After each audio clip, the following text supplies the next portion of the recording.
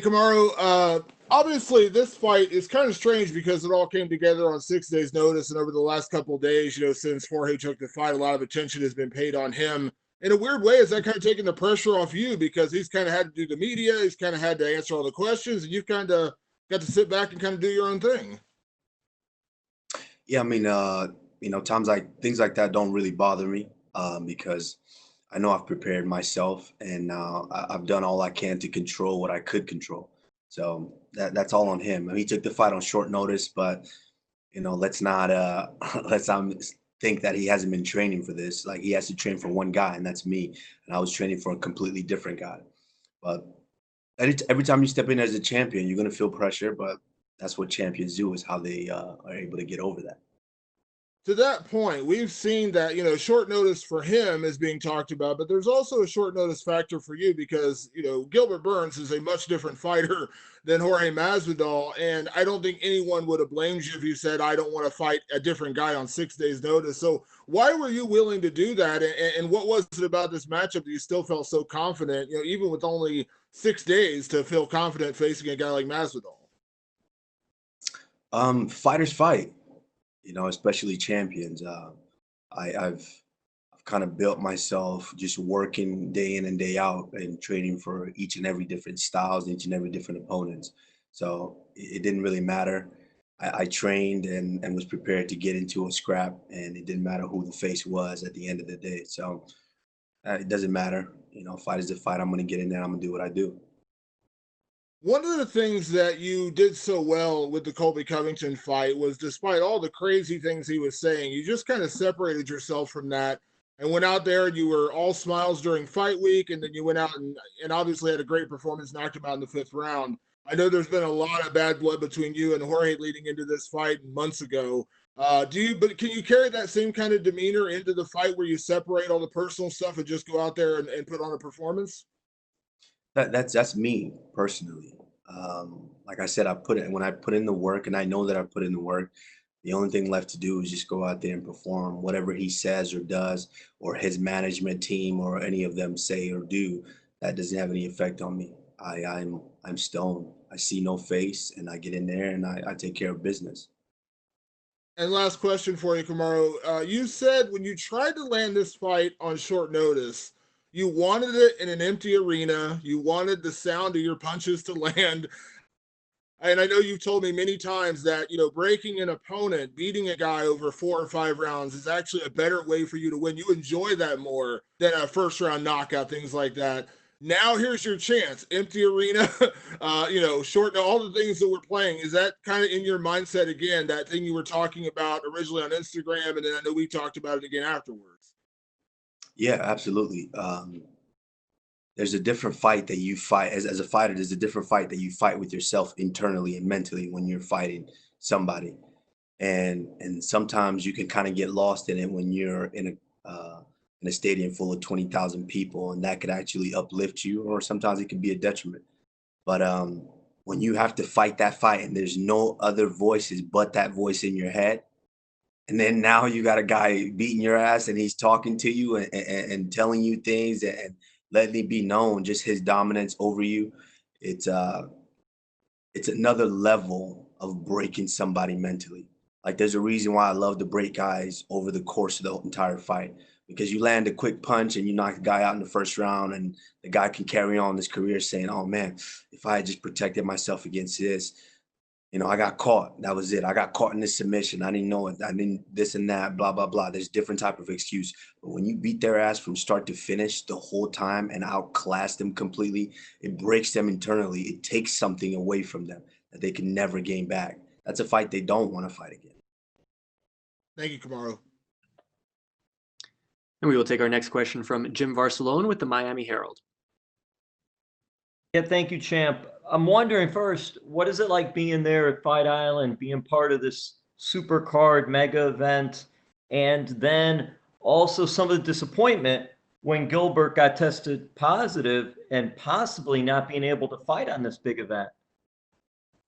I mean, it's great being here on Fight Island. I think Dana and Dana White and the UFC did an amazing job of putting something like this together. I mean, it's incredible just to see the precautions that they took from from bottom to top. And on top of it, yeah, I was disappointed when Gilbert fell out. It's tough to put in a training camp. Like I took time away from my daughter. I've never done that before. I moved away and I wasn't able to see my baby girl each and every day. That it was different. It's a different mindset that it puts you in. It's a different state of mind. And so when the fight fell out, I was very disappointed. And as I mentioned, I was on my way back to her, and then I get the call midway through that travel day that, hey, we might have a fight for you. So I'm just grateful. I'm grateful to be a part of this. I'm grateful for everything that these guys have done, put together, and I can't wait to go out there Saturday night and put on another performance. Is it a different vibe because Gilbert was a teammate, even though he's an opponent, a training at Sanford MMA, formerly Hard Knocks 365, and now you're going against a rival, in a sense, of American Top Team with Masvidal. And I guess the history, too, when you were with Black Zillions, right? You beat American Top Team for the finals in that battle. Does it present a little more, give it a little more cachet because it is ATT as well as Jorge?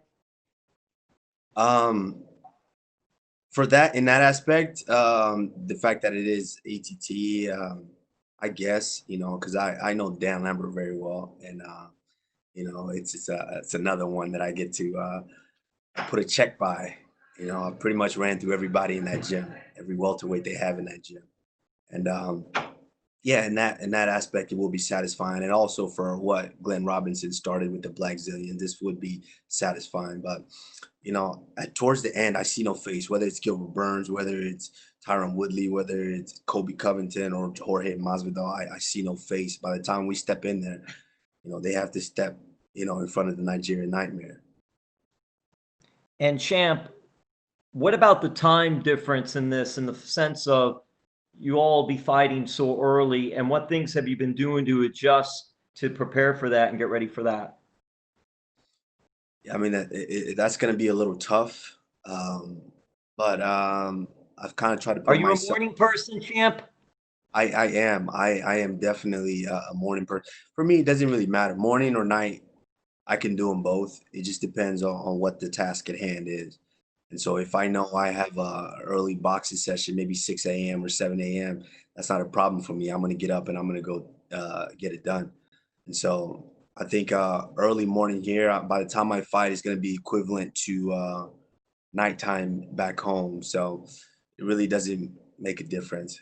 You guys can see I can perform at nighttime when I'm back in Vegas, and I definitely perform in the mornings when I go to trainings.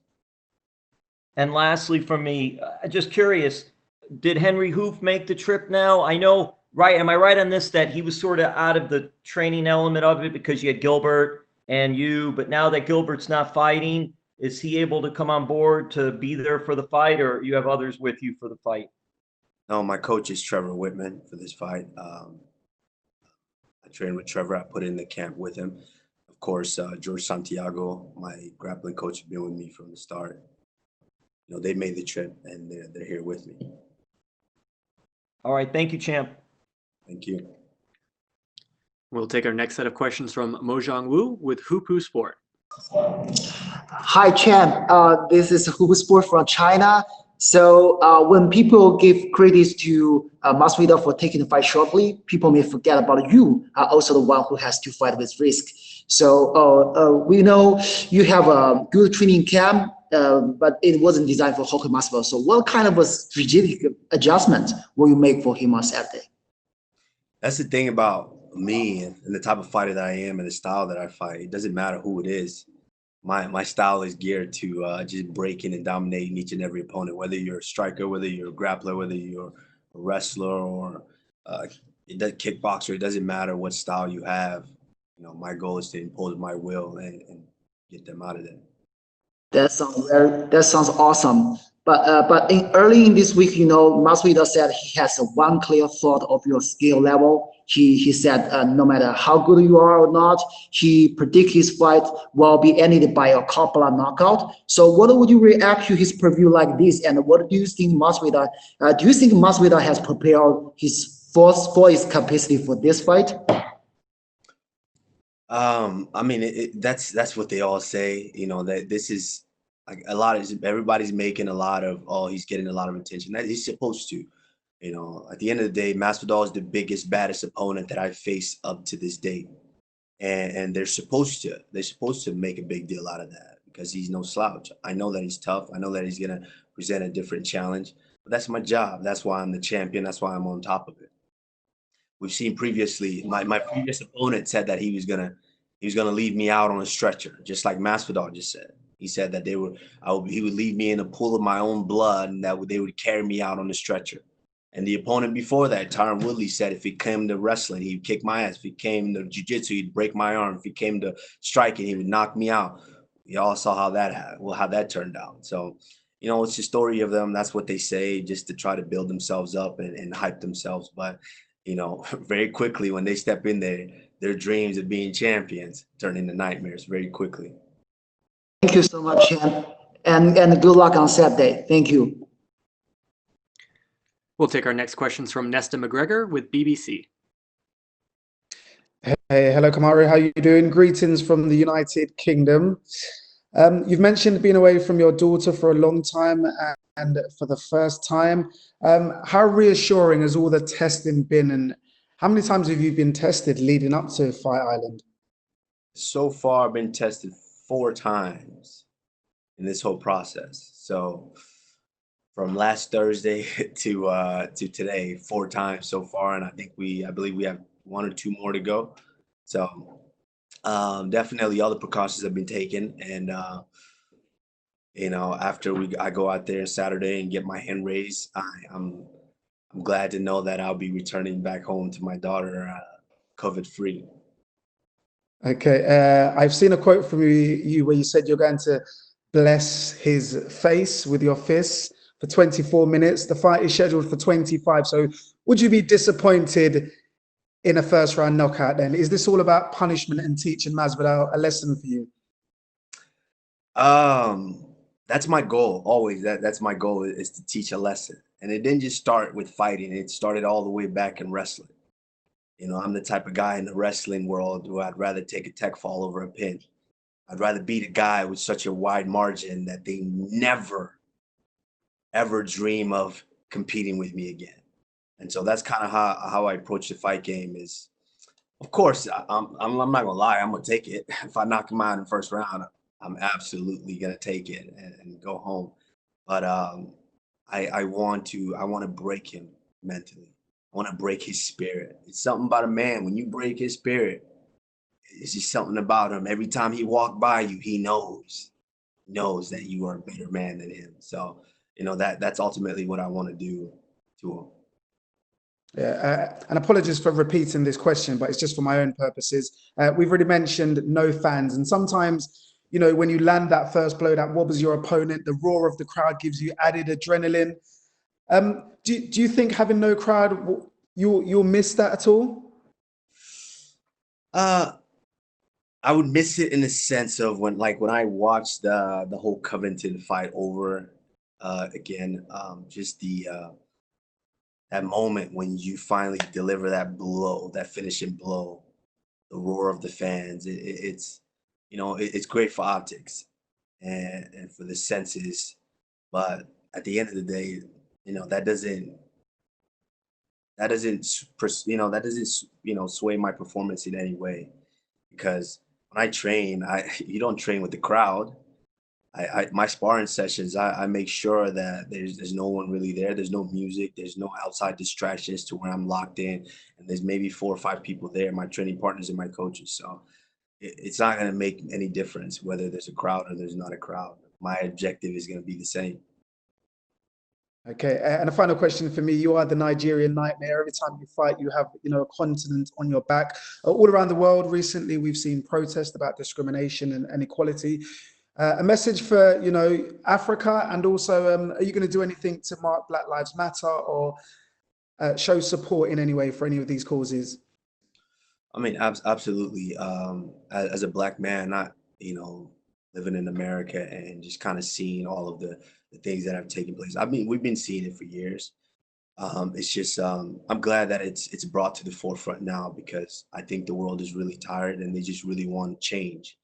And I think obviously each and every statement that we continue to make, and everything that all the eyes that we bring to the situation and the attention, it helps in a way to where it helps moves us forward slowly. And I think by me going out there July 11th and making another statement like I've made in my past fights, it's going to help a bit. Okay, great talking to you, and good luck for the fight. Thank you. And we will take our next questions from Carlos Contreras with Milenio Diario. Hi, Kamaru. Can you hear me? Yes, I can hear you.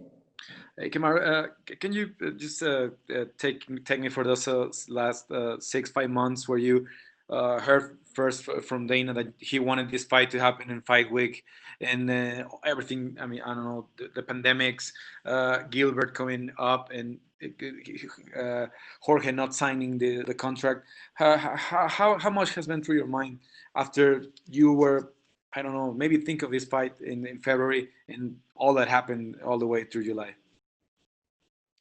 A lot has gone through a lot has gone, happened. This was the next step of my vision, of my plan, my goals. This was next. I initially was headlining and becoming champion, and then headlining my own event. And what was bigger than that? Headlining the most important weekend in UFC, fight, which is International Fight. And I spoke with Dana after the last performance, and this was his plan. This is what he wanted. This was his plan, and I was on board with it. I've been on board since day one. And Dana tried his best to make the fight happen. Unfortunately, their side wasn't able to live up to the things that the contract that they signed, and things of that nature. And so they wanted to back out, and they said that they didn't want to fight. And then, of course, it came to Gilbert, and Gilbert said he wanted to fight. And I'm the champion. I have to take on all challengers, and that's what I plan on doing until, unfortunately, events happened, and now we're here. And this was a fight that should have happened all along. Both Jorge and Gilbert for a long time now. How would you say the better as a fighter? As a fighter, I would say obviously Gilbert. I've trained with Gilbert, and I know just how good he is. I know how tough he is. I know how much of a dog he is. And, so there's that added element there with us knowing one another. But with Jorge, he's a talented fighter. Like I said, man, he's good. He's good. He's no slouch. I don't dismiss him by any means. I don't dismiss his skills at all. I think he's a tough competitor, and there's a reason he's been around for so long. Yes, he's had his ups and downs in his career, but at this moment, he's the biggest, baddest dude next in line for me to face, and I'm fully prepared and aware of that.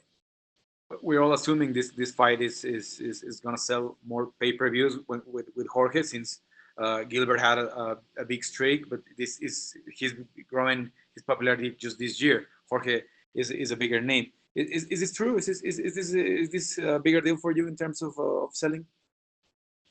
Yeah, absolutely. At the end of the day, it takes two to tango. It's not, it's very hard for just one guy to be able to go out there and really sell to the masses. I mean, if I think about it, there's maybe a couple of guys in the history that have been able to do something like that. Obviously, Mike Tyson and kind of where, the position to where Conor is kind of approaching at this moment, but only for so long can you sell bullshit to the fans. The fans know if you have someone that's worthy of a challenge or not. And the fact that Jorge had such an amazing year last year in 2019, it puts him into that category to where he is the next biggest challenge for me. And I'm excited. I can't wait. I think definitely, yeah, this is the fight that people wanted, and it's the fight that the people are getting. Thank you, Kamaru. Thank you. We'll take the next questions from Andreas Hale with Sporting News. Hey, Kamaru, how you doing?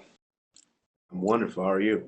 Doing well. So here's my question, because Masvidal has been 5 rounds twice in his career, and he's lost both of those fights. Considering the short notice fight for him, and I know he's been preparing, but he said he had to cut 20 pounds. Are you looking to drag this fight into deep waters? Because I know there's a sense of satisfaction for you dragging fights out because of your conditioning. No, no, I'm just looking to dominate the fight from start to finish. If I'm dominating the fight and he's tough enough to hang in there, then it might go 25 minutes. But if I'm dominating the fight and he's not tough enough to stay in there, then it might go 5 or 10 minutes. So it's not something that I look forward to. Oh, I want to drag the fight out. No, I know I prepared. I'm in good shape, and I know he's prepared. Like that's the thing too. People can't forget that. People are thinking, oh, he took the fight on 6 days' notice. I'm the one guy, the only guy that he had to prepare for. And so it doesn't matter whether he took it on 6 days. I know he's been preparing, and I'm not coming in there thinking, oh, he's not in shape or he's not going to be prepared to fight.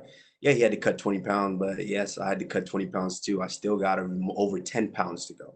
So it is what it is. At the end of the day, Saturday night, we're going to step in there, or Saturday morning for me, we're going to step in there and we're going to make it happen. You say you don't see faces when you get ready to fight, but against Colby Covington after the fight was over, it had to be extremely satisfying to beat somebody that it was so emotionally charged heading into that fight. How do you think that you will feel emotionally once you get past Masvidal because of all the emotions that went into this fight? They are all satisfying. That's the crazy thing about what we do is this is the addicting part of what we do is that moment after the fight.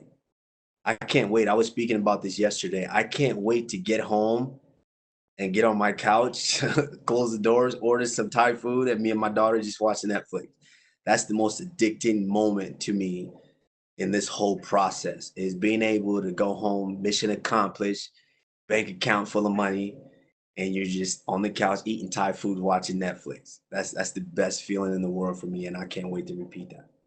So my last question, because Masvidal talked about money, there was like a back and forth about money. He talked about he'd be advocating for fighters to get paid. Should you get past this fight, is it time for Kamaru Usman to get paid and to get the rub that some of these other guys have been getting? Yeah, first of all, I never said that Kamaru Usman was not getting paid. So let's not think that. But at the end of the day, I'm true to myself and I'm real with what I say. Um, my negotiations with the company are done behind closed doors and they got done, which is why I'm here to fight. He was the one complaining, advocating, all fighters need to get paid, fighters need this, fighters need that. But the moment he got a little bit extra money, guess what? He said, bye, I'm out, I'm signing and I'm going to fight. So where's all that unity now? Where's all of that? You talked all this big game about, oh, you're not going to fight if the fighters don't get paid. But now here you are. So it goes to show that he's out for himself. But it is what it is. I'm glad he's getting some money for this because I wouldn't want to not get paid to get my ass beat by someone named the Nigerian Nightmare. I'm sorry, I do have one more. Your father, the ESPN article came out today talking about your father. Have you talked to him being out there, and how excited are you for him to get to see you on pay-per-view in the main event of a title fight? Yeah, I've talked to him. Kind of moments like this, I kind of zone out a little bit because I'm the one who has to truly go through this process in this situation. But I'm extremely thrilled. And that was another part of this for me which is why I was so excited about this fight and this date and this moment is pre the COVID-19 and the pandemic. This was the culmination of everything that I've done, everything that I've worked for and sacrificed for. This was the moment that my father was going to get to be there cage side and watch his son that had put in all this time, all these countless hours and all these efforts to get to this point to be center stage in the world. And, it feels good to know that he's going to be home with my mother and they get to watch it, live on pay-per-view. But it would feel even better if he was here in the stand in the arena with me. So that means he'll be there for the next one, though, while you're still champ. Absolutely. Cool. Good luck. Thank you for the time. Thank you. And we will take our last set of questions from Louise Green with MMA Crazy. Kamaru, this will be your second title defense, but out of all of the opponents that you've had in the past, where does Jorge rank? He's the best. Out of each and every one of them, he's the best. He's the next guy in front of me. You know, he's the toughest guy in front of me. So, you know, I don't take him lightly. I'm going out there with all of that thoughts, you know, the thought that he is the best opponent that I've faced to date. And I have to go out there and treat him accordingly. And obviously he came out of he had the big knockout win over Askren, and then most recently over Nate Diaz. What have you thought about his past performances, and what are you going to be expecting from him on Saturday? No, he's a very, very tough fighter. He's very skilled. There's a lot of things that he does well. He had an incredible 2019, great year, coming out and doing the things that he did, and really kind of propelled him into the position that he's in.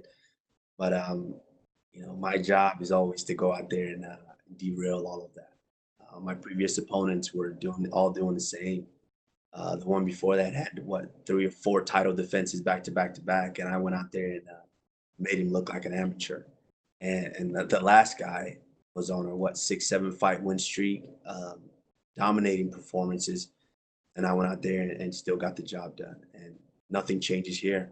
I understand that Jorge's tough. I understand that he's very skilled, and you know, I do believe that he believes that he's going to come out and try to take my head off. I believe that, and I'm going to go out there and, like I said, I'm going to treat him accordingly, and I'm going to discipline him the appropriate way. Gilbert Burns recently told ESPN that he was hoping and rooting, obviously, for you to win, not only because, obviously, you're former teammates, but because he thinks if Jorge wins, he's going to hold up the division by facing, the likes of Nate again and Conor, and not the real #1 contenders. What's your opinion on those comments, and how important is it for you to hold on to this title on Saturday? Well, it's important, title or no title. It's important for me to continue to be victorious and continue to improve in every facet of the game. And so that's what I'm continuing to do. I don't worry about what other people think or what other people care about. You know, what I care about is myself. And the best way for me to go out there and represent myself is to be victorious in each and every competition. So, you know, of course, I want to go out there and get the victory in dominating fashion, in exciting fashion, and take on the next opponent, whether it be Conor, whether it be George St. Pierre, whether it be Burns, or whether it be Covington. It doesn't matter. I see no face, that the name does not matter. I'm going to prepare the same, and victory is what's on my mind at all costs. Okay, thanks for the time. Thank you. Thank you so much, Kamaru. That is all the time we had for you, sir. All right. Thank you.